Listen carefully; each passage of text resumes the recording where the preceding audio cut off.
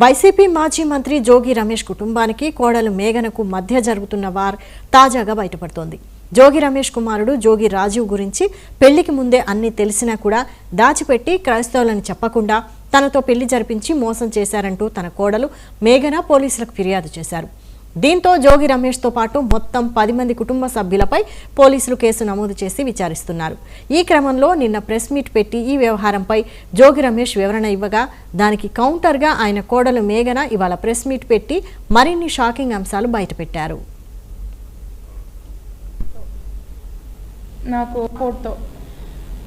నాకు పెళ్ళికి వచ్చిన పెద్దలు కానీ వైఎస్ జగన్ గారు కానీ ఇప్పుడు సజ్జల రామకృష్ణ గారు కూడా వచ్చారు.